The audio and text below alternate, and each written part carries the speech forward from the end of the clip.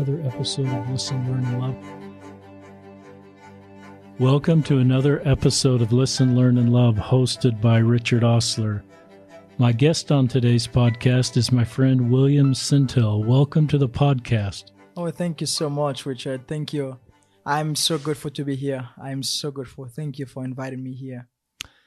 We're really glad to have you. Just a background on Williamson. He is 26-year-old. He grew up in Haiti, survived the Haiti earthquake, and we'll talk about that. And we'll talk about his journey to join the LDS Church and eventually serve a mission.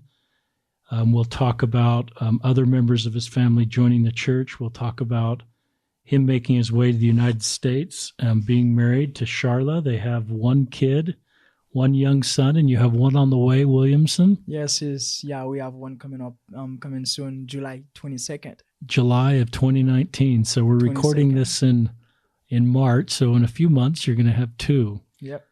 Williamson has started an organization called Arise, which is a humanitarian effort to help the people of his native country, Haiti. And it's a remarkable thing that you're doing at age 26. So we want to talk about that in the podcast and the good work you're doing there. That's one of the things that drew me to your story, not only your story of surviving this terrible earthquake, finding the church, but then turning this back and serving your fellow countrymen who have so many needs. So welcome to the podcast. Williamson offered a wonderful prayer before we started.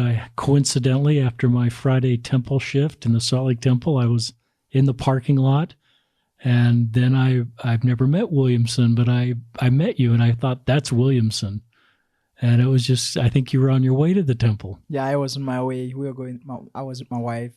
It was on Women's Day, right? It was on Women's Day. Yeah.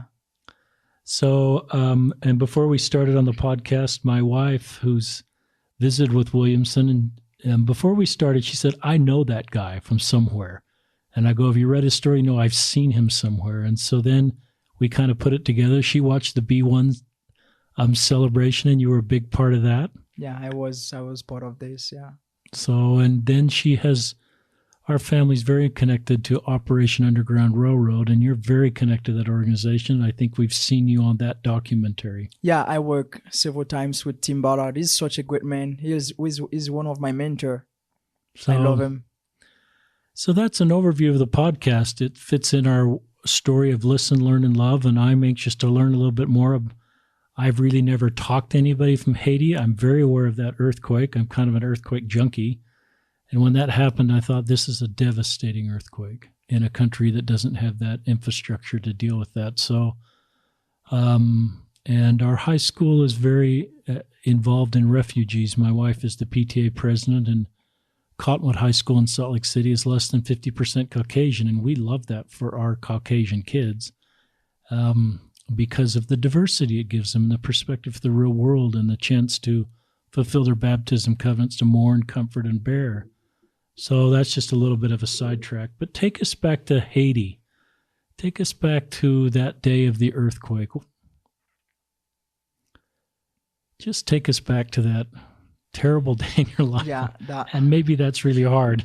Yeah, this is a hard experience for me to share, and that's something I have to share, because this experience helped me to understand that we all have a purpose in life. Because, Brother Richard, I was 16 when the earthquake happened.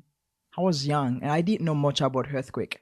I remember it was a Tuesday. I was in high school, and usually my mom can pick me up like 5 o'clock really late because I had to stay to do homework together with my classmate. And that day, she felt that she needs to come pick me up that day. She has never done that before. She felt that she needs to come pick me up from my high school. And then she came and she picked me up. And I dropped in the car. I didn't ask her, why, Mom? Why do you come pick me up? She just drove me. She drove me to my dad's orphanage. She dropped me off to my dad's orphanage. While I was there with 12 kids, that was my job, working in the orphanage, working in my parents' orphanage. While I was there with 12 kids, the building started shaking. And I didn't know what was going on. And the building collapsed on top of all of us. Concrete building? Yeah, concrete building, 3-story of building. We were on the bottom floor. But right before the building collapsed, there was one boy, a little boy standing next to me. I felt that I need to grab him, and I grabbed him, and he was underneath me. And the other 11 kids, they were screaming, and I was doing the same thing too. We all were screaming. And I didn't know much about earthquake. I didn't know what was going on. We spent the night. But in the middle of that night, I heard a voice came to my mind and said, stop screaming. Tell the kids stop screaming, because the more they scream, the more tired they get, and they're going to die. And I quit screaming. And I said to the kids, stop screaming. And they didn't want to stop. They were too scared to stop. And the next day, I didn't hear any of them. I heard them stop screaming in the middle of the night, one by one, because they were slowly dying. Wow. And I couldn't do anything about it. I couldn't do anything about it. And I was stuck where I was. And the next day, I heard people, they're looking for their own family. And Could you tell it was day? Was there light coming in, or was it just dark where you were trapped? No, it was dark the whole time. So you couldn't see any daylight. Exactly. So you just knew it was day because time had passed. Exactly. Because that night, I knew that I wasn't going to make it. I wasn't going to make it because I was too far from people to hear me. And because all of us, we spent the whole night screaming. No one could hear us. And the next day, I started hearing people. And they're looking for their own family members. I heard my dad's voice. He's looking for us. But so your dad was not in the school? He was outside of the orphanage? I mean, the orphanage.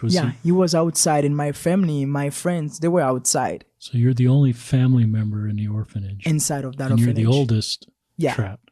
I was there. And I don't know what to do.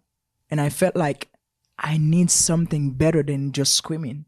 I need something else. I grew up Catholic. I didn't know much about God. Like, relationship with God for me wasn't strong and sincere because I just grew up going to church and that's all. And that day, I felt like I need to say a prayer. For the first time of my life, I felt that I need to say a prayer. Sincere prayer. And I remember I said to God, if you save me, I am going to serve you. And I didn't know how. I just felt that's something I need to say right now. That's something I need. And right after I said that prayer, Brother Richard, I didn't feel any heavy stuff on my back anymore. I felt someone, a skin, an angel. Someone was on top of me. I started feeling someone. And that's when I received enough strength to use my voice back again so that people could hear me. Wow.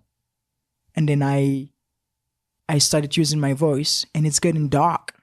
It's getting dark again. I was under that building for 27 hours. 27 hours. And at the end of that day, that's when they started hearing me.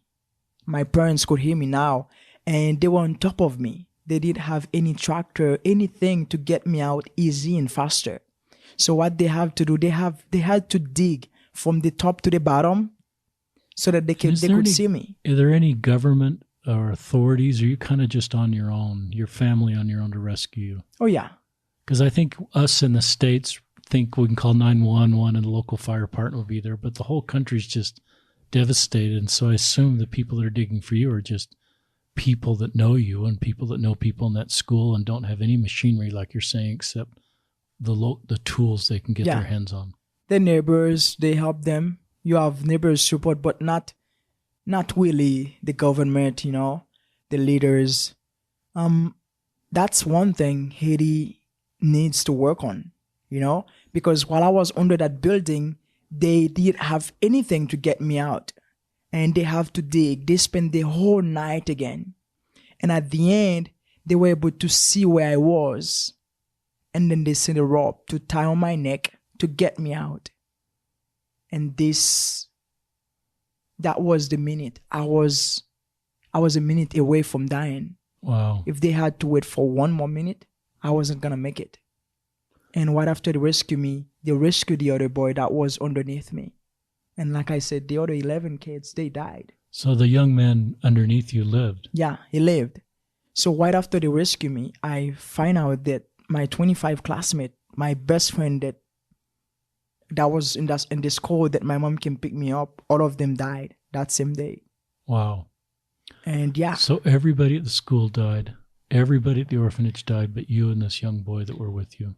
Yeah, I was the only one. I didn't know how and I didn't know why I was the only one, but I felt like the Lord has something for me. Who did you see first as you came out into the light? I guess, I don't know if it was still light. Who did you see first? When I get out this building, yeah, I saw my dad's face. As a dad, I can't imagine what that would be like. Yeah, I saw my dad's face.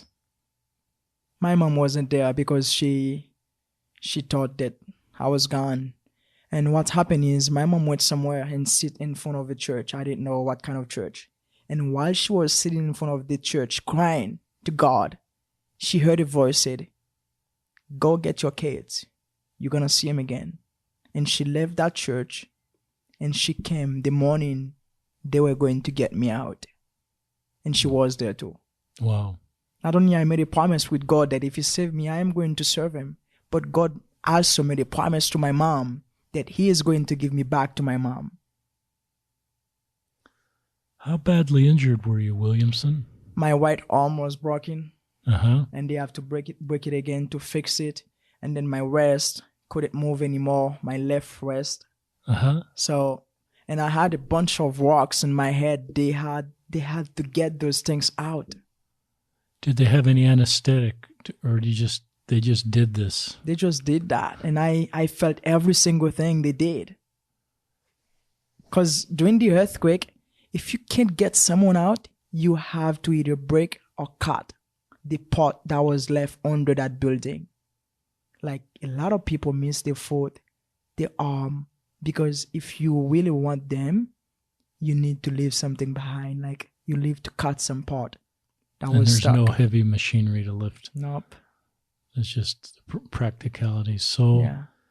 Did you almost die anyway? And did you want to live, or because it's just, Haiti's in a terrible situation with food and water and no infrastructure. It's not like you got rescued and you went into a 5-star hotel. Yeah. Williamson. So right after the earthquake, that's another part. Right after the earthquake, we didn't have any water, any food to survive. I live in a tent with my family because our home was destroyed. We were living in a tent for years. Let's say for over a year. But for me, that was the beginning of something greater, much better for my life. That was the beginning. Why? Tell us that story. Because I felt like I must be alive for some reason. I must be alive for some reason. And the fact that God heard my prayer, this experience helped me to understand that I am a child of God and that he hears my prayer.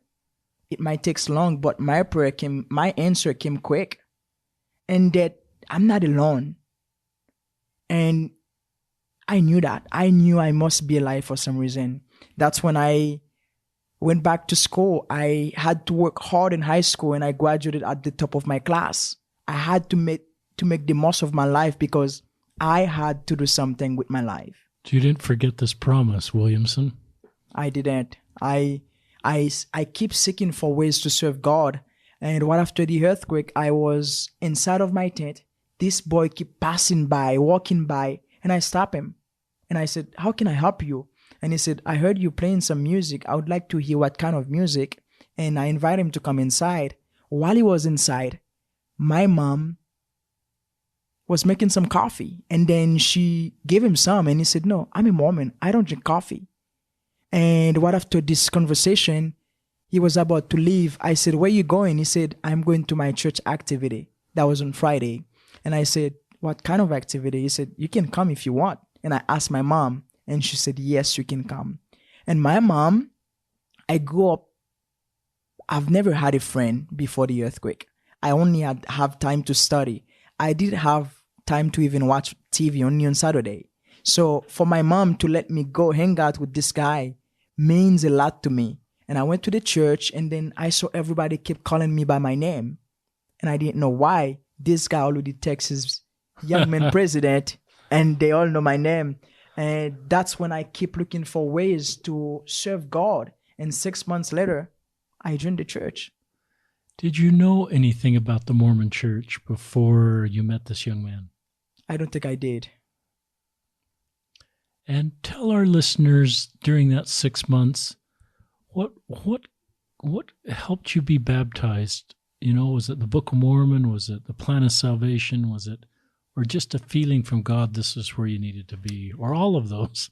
I think that this is exactly where I needed to be. You know, right after the earthquake, when this guy introduced me to the missionaries, I knew these two men from a dream, but I couldn't remember if that was them. But I knew I met two men in a dream, like years ago, years before the earthquake. Yeah. You saw a dream. Yeah. And they came over to my house. They started giving me the Book of Mormon. No, they gave me a book called Restoration, a little brochure. And at the end of this brochure, there was a little book, blue book called the Book of Mormon at the end of this brochure. And I said, can I have this book? Because I'm done with my brochure. And they said, yes, you can have it. I said, how much? They said, no, it's free. And they gave me the Book of Mormon. I read the whole Book of Mormon in 3 weeks. Wow. Because that's all I had to do when I was home, like reading, study. And while I was reading, I remember I was in Alma, chapter 24, verse 34, verse 32, talk about, behold, this day is the day to prepare to meet God. Right after Amulek finished to teach the poor people in the mountain, and then he keep explaining why they need to have hope, faith, and stuff like that. And then I said, this day is the day to prepare to meet God. And I called the missionaries because I want to know which day they're talking about. And when they came over, they said, it's today. It's the day to prepare to meet God.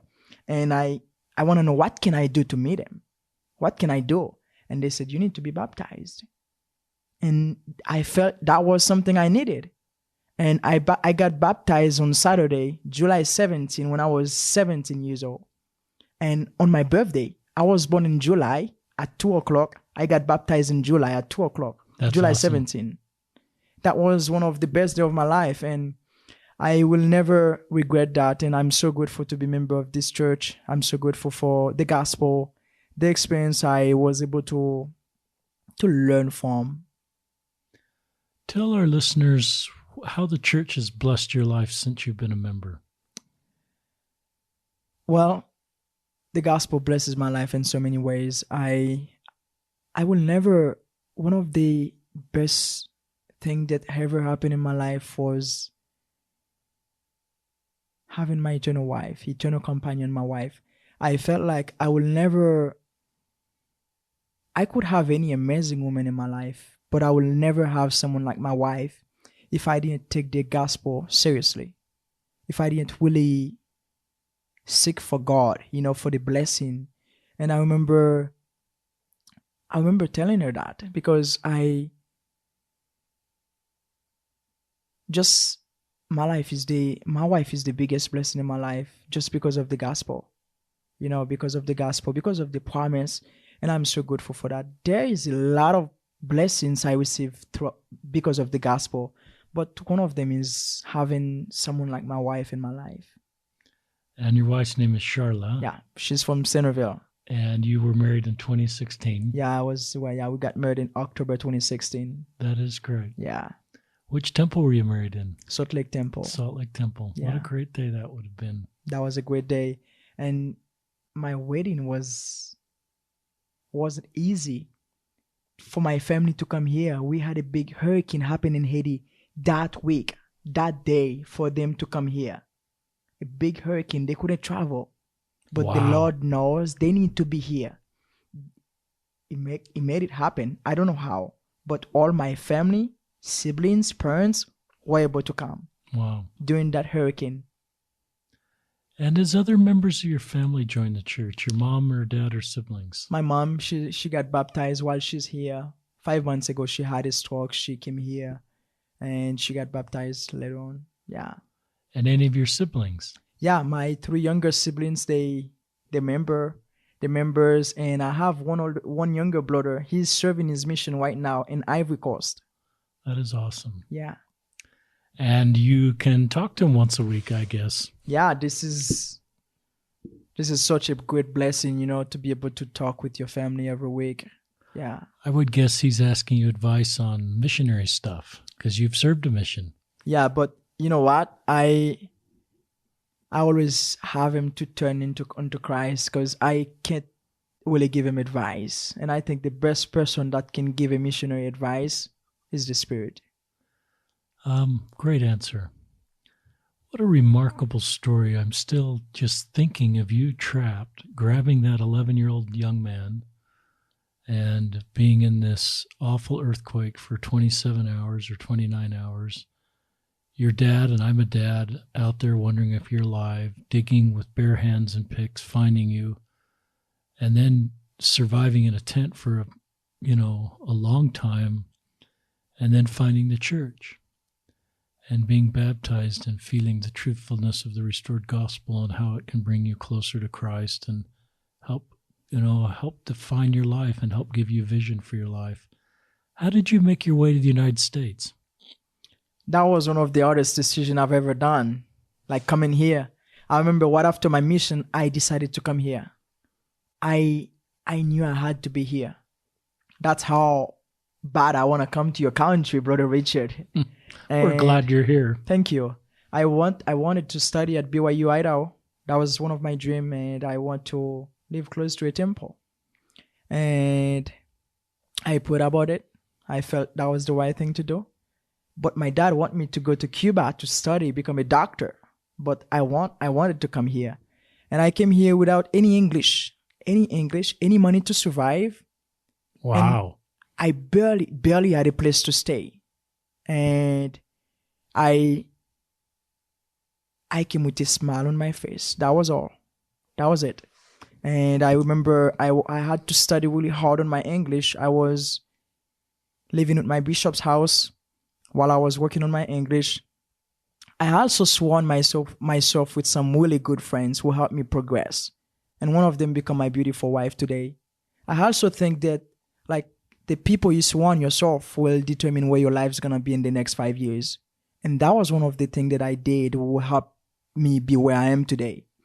And I did rely on God a lot, more than anyone. Did you come to Salt Lake, to Provo? I came to Salt Lake. You came to Salt Lake, so you lived here in Salt Lake. Yeah. Wow. Yeah. And I made some really good choices. And they really changed my life. And I know you're at LDS Business College right now, perhaps going to Utah State, studying international studies and working to help fund all that. And you're in the middle of this stage of being stretched financially, I would guess, and making decisions for the future, like trying to get your education done. But you've also managed to put together this organization called Arise that we're going to talk about in a second. I had another question for you, but I can't remember it, Williamson. It's sort of, did you feel welcome when you came to Utah? You're Black. Did you feel any racial prejudice when you came to Utah? To be honest with you, I didn't. Good. And even if they did, I will never see that because I was too focused on seeing the good part of where I want to be, and I didn't have time for that. Because I've been through a lot to be where I am today. I don't think by the way people will treat me will stop me from where I need to be in life. Because people will always treat you somehow. But the way you respond that's what matters. I didn't. And if they did, I didn't see that. Good for you. Good for you. That's a great answer. As some of our listeners know, we had the B1 celebration in our church, and you were a part of that. And that's one of the things my wife remembers about that, because she watched that with tears in her eyes. Tell us about how you got involved in the B1 celebration and what that is. Well, I was on my way to my wife's cabin with all the boys going to go shooting on the weekend, and I received that text from a 70. And that's kind of scary. Yeah, I'm not going to mention his name. Everybody knows him. And he said, "Hey, I'm elder this, and I got a sign by the first presidency to invite you to be part of something. Can you meet me at my office tomorrow at 2 o'clock? I said yes. And the next day I met him, and then he said, okay, we are going to have the 40th anniversary of the Black holding the priesthood. We contact your temple president, President Samuelson, was the temple president at that time, and we have your contact, and we would like to know if you'd like to be part of something like this. And I said, I can't deny that. I can't say no. I would love that. And that's when I started. And then my first day, I was able to be around all the 12 apostles. We were working together from 1 to 11 o'clock. We had such a great time together for 2 weeks. And that was one of the best moments. And the way they wrap up everything to make this happen, that was truly the Lord's hand. What a wonderful experience to be with our church leaders, Williamson, and see. That's a very unusual experience, as you know, but I think God is giving you wonderful, unusual experiences to just be able to do now what you want to do and to be a part of the B1. Talk about the spirit you felt at the B1 celebration. Was there a highlight for you? I cry every single day during my rehearsal. So every rehearsal was just a highlight. Every rehearsal was. And you were narrating. Yeah, and it's like. Did you dance? Did you speak? Speak. Everything I said was brought tears to my eyes, and I like telling the story of Jane Manning. How hard it was for her, and how dedicated she was to like even write the prophet to tell him that. Talk about the priesthood, how she knows that she can't live her life without the blessings of the priesthood. I always think, like, for me, imagine if I didn't have the opportunity to have the priesthood. I will never be able to have my wife for eternity. That would be a sad experience for me. Like, for me, having the opportunity to have the priesthood helped me to understand that, yeah, I am part of the Lord's kingdom. Yes, he trusted me, and yes, he wants me to do something, and he wants me to use his power to help and bless other people's life. For me, it helps me to understand how much God really wants us to be part of his kingdom. Yeah.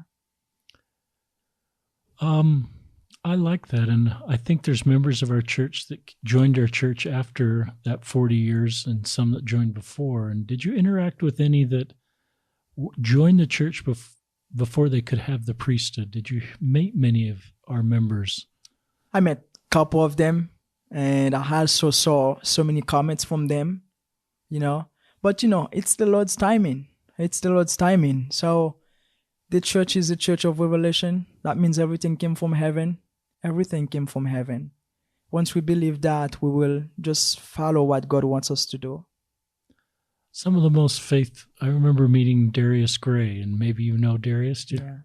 And him joining the church, I think in the 60s, and he's been, like you and Jane Manning and others, real pioneers in my mind for joining the church and having this great testimony of the church and hanging in there.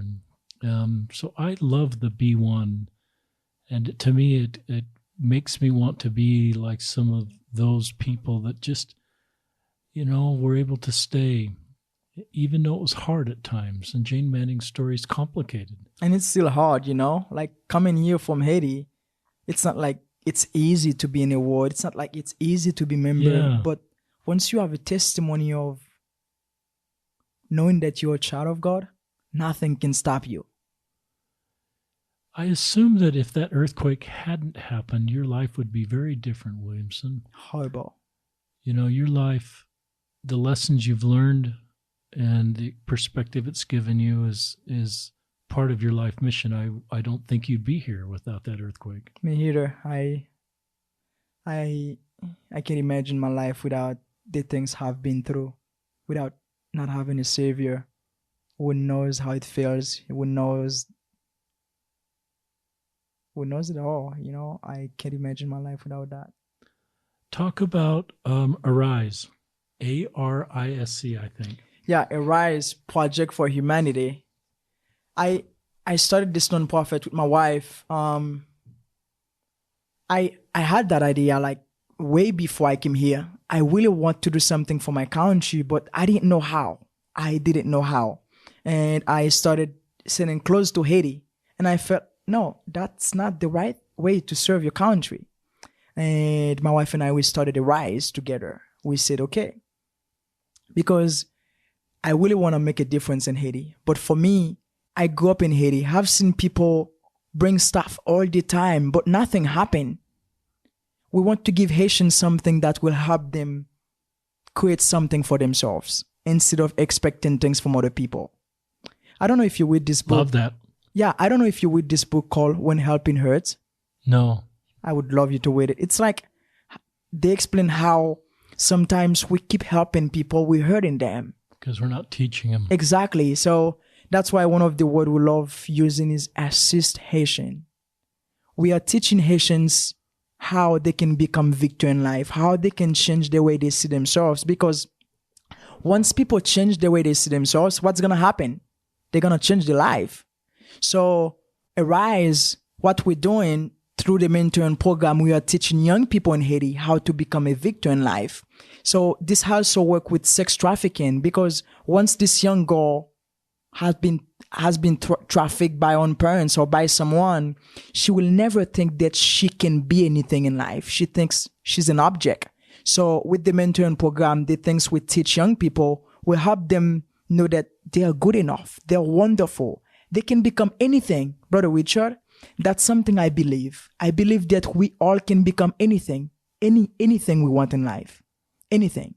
That's what we are doing in Haiti. So, and also through the mentoring program, we help prevent sex trafficking from happening in the first place. We teach those young people, we help them discover who they are so that they are going to be the next Haitian president. That's when they are going to make a difference. Sex trafficking is, just when I think of the evil things of the world, that is pretty far up there, Williamson. Oh, yeah. And I've just thought of Satan and his influence in our world. And, I just can't think of anything, much more evil than that. I guess just mass genocide and murder. But and so what you're doing is remarkable and so needed. And I love the way you're helping people see who they are. I do believe everybody's a child of God and everybody is loved. And everybody should feel God's love and worthy of God's love. And and if you've been a victim of sex trafficking, that may be hard to believe that or see that or know that. And if you've just been an object. And so I love your word mentoring. To me, that's a positive word of somebody who's older and kind of knows the world and knows their road, to be able to give them a vision of who they can become. I guess the Savior is my greatest mentor in some ways because of his earthly mission and the things that he did. So it's talk about how many times you've been back to Haiti, and just give us an idea of, because this is a pretty new organization, what you're able to accomplish so far. Well, thanks for the question. Thank you so much. But Brother Richard, I want you to know that I will never be able to do that alone. We also have a lot of families here in Utah with adopted kids from Haiti who's part of what we're doing. People see Williamson, but those are the ones who's doing the work, I just use my story, I'm just the one that people can see, but I'm not the one doing the job. I have so many wonderful people who believe in that vision, who believe in Haiti, who believe that Haitian can make a difference. And I go to Haiti every 4 months. Every 4 months? Yeah, every 4 months, because I have to work together with the mentors. So now we have over 17 mentoring program all over Haiti. We have 17. 17. That's great. We have mentors teaching young people, so that what's happening is we have a 12 weeks program where these young people can come and learn the things that will really help change their life. And right after they finish, they're done with they just finish with the program. they're able to become a mentor for the young people. It's like Haitians mentoring Haitians, Haitians mentoring Haitians, because there's a power by having a mentor, someone who can teach you, who can help you to understand your true power, tell you that you can do it. This is how I think you can do it. Talk about your relationship with Tim Ballard and Operation Underground Railroad. Tim is a great man. He's someone that I really admire, and I'm so grateful for Tim and the things he's done. Not only him, his team for Haiti. I met Tim 3 years ago, let's say 2 years ago, because Tim started in Haiti with OUR when he heard that about the young boy, Gaudi. They kidnapped this boy in Haiti. He was the bishop's son. This bishop is one of my good friends. His name is Mardi. And so at the earthquake, he was kidnapped. Exactly. I would say. So the bishop never. During that time, before, after, I will say before the earthquake. Yeah. Okay, that's right. And yeah, so, and then I started being in contact with Tim, and lately we've been working a lot together. He adopted 2 kids from Haiti. For the first 3-4 months, I was able to work with him and his wife throughout the whole journey, and we do a lot of work in Haiti and also here. Tim is someone that I can call anytime and say, hey, we're doing something. What are your thoughts? What can we do better? You know, we are going to Haiti. He's always there to support what we're doing because he knows that we can't fight sex trafficking without education. And he believes in the things that we are doing. He's always there to support us and his team. I think that what OUR is doing is something incredible that everybody should join them. I love one of the things I love about OUR is sort of the vision it creates in all of us on what we can do. So here you've started something that's specific to Haiti, a mentoring program, but to me it's sort of part of the OUR mission. You're like an OUR spinoff. You've been mentored by OUR, and so I think that it's wonderful what OUR has done to create perhaps vision. Tim, is a visionary, and he's done something that probably no one said he could done, and probably people say to you, Williamson, you can't do this. You're too young. You don't have enough experience, and I sense you don't listen to any of that. You just say, this is the God that saved me from that earthquake and brought me into this church and helped me find this wife and brought me to America. It's the same God that's going to sustain me as I go back to Haiti and help my countrymen. Yeah, I knew that I had to do something for Haiti. When I first came here, I saw so many opportunities, Brother Richard. I knew I had to do something for Haiti. One thing we teach in the mentoring program called affirmations. We teach young people how they can really make a difference in their own life by telling themselves who they are. For me, Brother Richard, when I wake up every morning, I go in my bathroom. I look at myself in the mirror. I have to affirm myself who I am, tell myself who I am. I'm positive. I'm a powerful man. I'm a success magnet. I'm wonderful. I will believe, not doubt. I will lead, not follow. I'm the voice. I'm capable. I'm a victor. I tell myself all those things every single morning. And what's happening is they go so deep inside of me, no one else will ever remove those things from me because I tell myself who I am. Who taught you to do that? I had a mentor. His name is Ben Kerr. He's my wife's brother. This guy, one day at the airport, we were on our way to go to a wrestling tournament.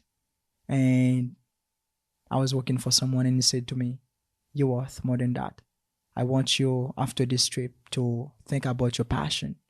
Once you find your passion, go after it. Don't give it to people. And we started working together. We do a lot of work together. And he's part of the Arise. He's one of the ambassadors. He donated money. He's planning to go to Haiti with us. This man is one of my good example. You might heard his story. He's from Utah. He's one of the best wrestler. He had over 15 surgeries in his face. Wow. And he was able to overcome all those bullying in high school. Wow. He's a victor in life. And he taught me those things. And not only taught me those things, I was able to apply those things in my life, because people can teach you any great things, but if you don't apply those things in your life, nothing's gonna happen. So you have to teach those things to yourself too. And I was able to do that, and this changed my whole life.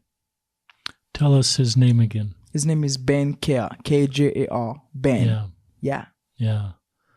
And I love the word, I hope our listeners heard it, affirmations, is that every morning in the mirror you affirm who you are. And Yeah, you because say good things about you. Yeah, because if you don't tell yourself who you are, no one else will. You must be the first person who tell yourself who you are. Because so many people expect great things from other people, they don't even give those things to themselves. If you want people to treat you good, like one of the questions you asked me was about black, but let me tell you, like being black has nothing to do with me. So the way people treat me has nothing to do with me. It has everything to do with them. It's very thoughtful. Because people will treat you different anytime, but what are you going to do? Are you going to be a victor or a victim? Are you going to take this and learn something from that and keep going? Or are you going to let this break you? Because we all have 24 hours. What you do in your time can either break your life or make your life. So I can't let what people say about me define who I am, because that's not who I am. I love that. I think that applies to everybody. So in your case, it's your story as a black man, but you kind of don't even see yourself as a black man. Not at all. I'm brown. You're brown. Yeah.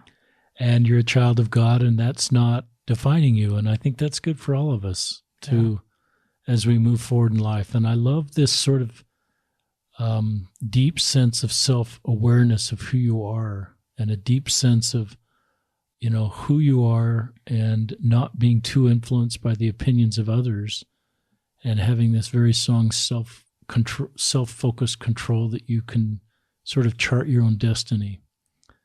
And I think that's part of the gospel of Jesus Christ. I think it's the way Heavenly Father wants all of us to see us as a son of God and be.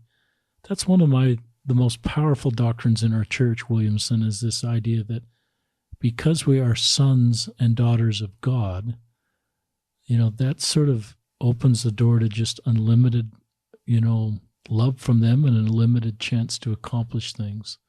It's a pretty powerful doctrine if you've never thought of yourself that way. How can people get involved in Arise? So let's say some of our listeners say, boy, I'd really love to help the people of Haiti. How can they get involved? Just come be part of what we're doing, How do they find you? What's your web address?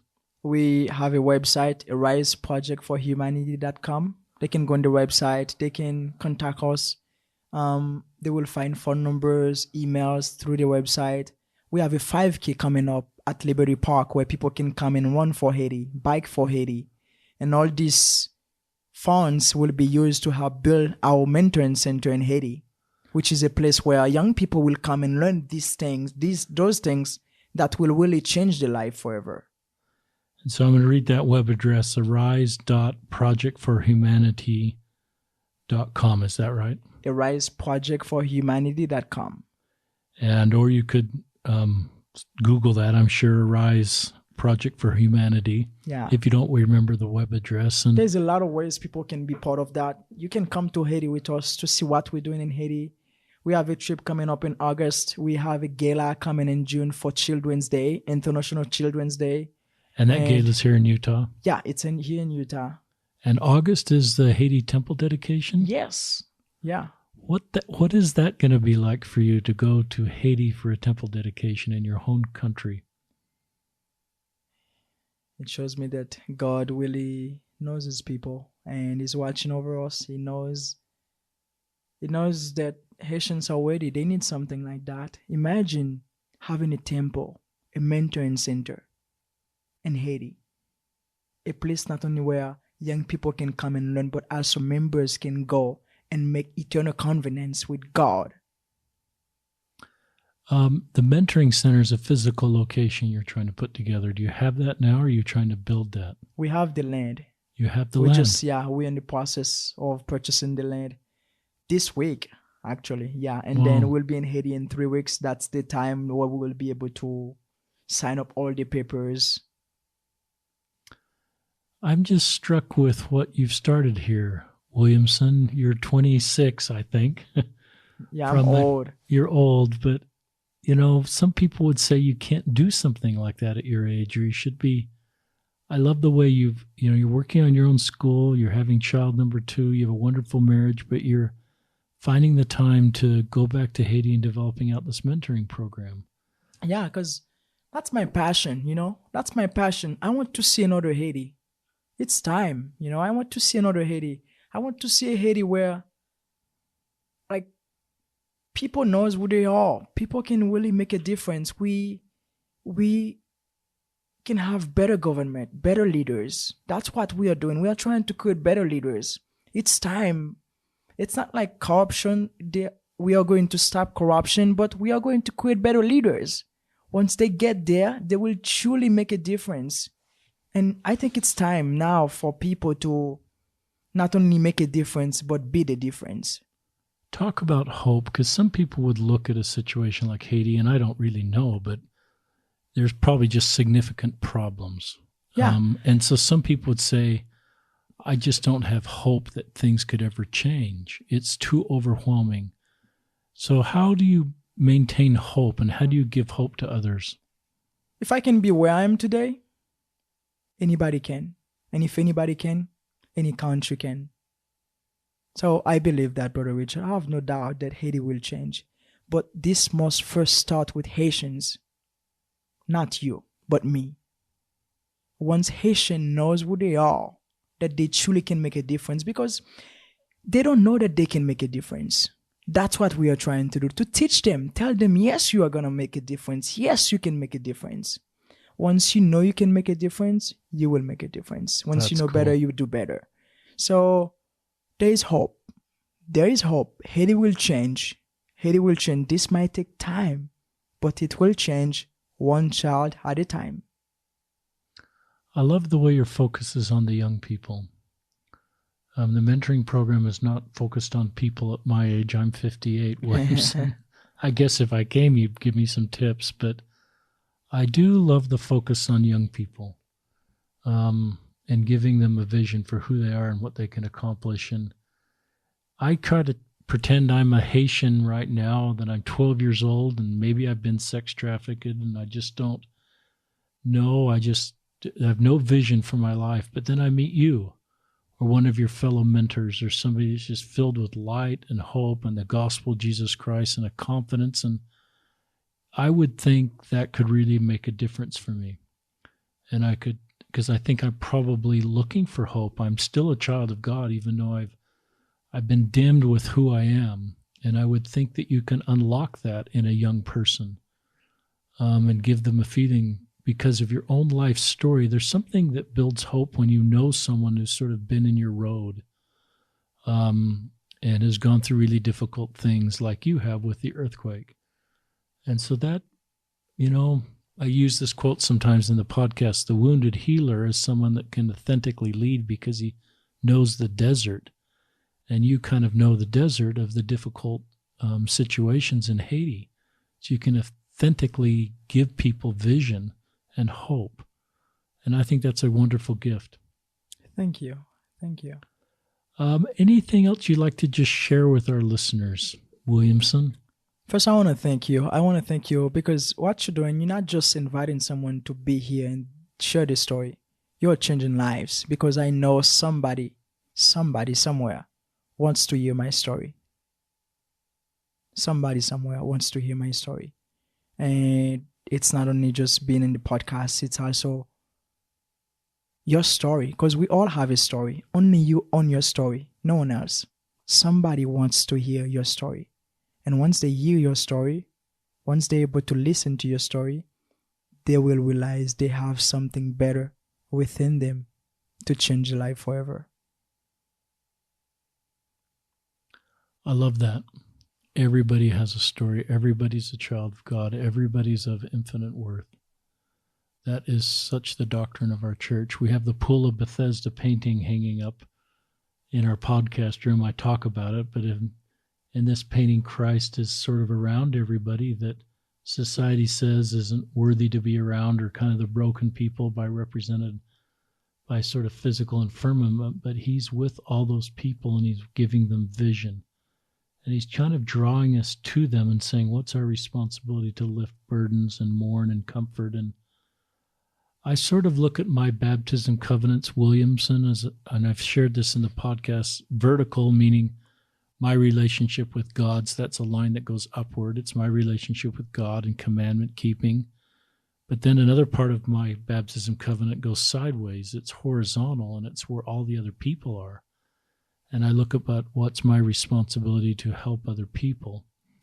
And I can't help everybody. I think we all recognize that we have there's time we can do more and time we can do less. But I certainly think that's part of the gospel of Jesus Christ, is our responsibility to lift other people's burdens. And then the older that I get, the more when I go horizontal and lift burdens, then almost that line between me and God is easier. It's easier for me to keep the commandments, and it's easier for me to feel closer to God. So those lines, even though I've drew them kind of as separate lines, they really intersect. But I'm at the point where I read the New Testament now, and I don't look for a trivia thing. I don't look for, how can this help me? I still need to do that to be a better person. I don't want to say that's not important, but I mostly look at is, what does this give me insights in how to help other people?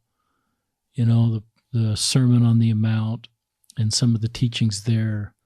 Sure, I need to internally work on my own self, but what is Christ trying to teach me about my responsibility to my fellow men and women? And that's where I love, I think God set it up so that we need each other. And so I love Operation Underground Railroad. I love One Refugee, another organization that many of our families in, and I love what you're doing at the Rise. And sometimes then I just want to close my eyes and think, what are you going to accomplish, Williamson, and your team and your family for Haiti? An impression came to my mind. One day, could you be the temple president in Haiti? You don't want to aspire to callings, but what's your role for the church and for the Haitian community? And what has God have in plan for you and for all of us to be able to help other people? And he set it up so that we're meant to help other people. So I'm honored to know you, Williamson. You're the kind of guy that I remember when I was interviewing some YSAs, sometimes I said, I don't have any suggestions for you. I just want you to feel my hands on your back saying, keep moving forward. Sure, we all need to improve and grow and repent, but that's the way I feel about you, Williamson, is just I want you to feel my hands at your back with so many other people and saying, you can do this. You know that, but you can do this. And you're on God's errand, and you're here to be able to help people. Thank you. Thank you for being on the podcast. Any concluding thoughts? No, I'm grateful for all you do. Thank you again. Thanks so much. Thank you for having me here. Great. So I encourage everybody to follow Williamson. I'm going to mess your last name up here. Sintyl. Sintyl. So Williamson Sintyl, Sintyl. He's on Facebook. We're Facebook friends, and you can sort of get a feel for what he's doing there because he talks about it on your Facebook feed, I believe. But especially connect with RISE, Project for Humanity.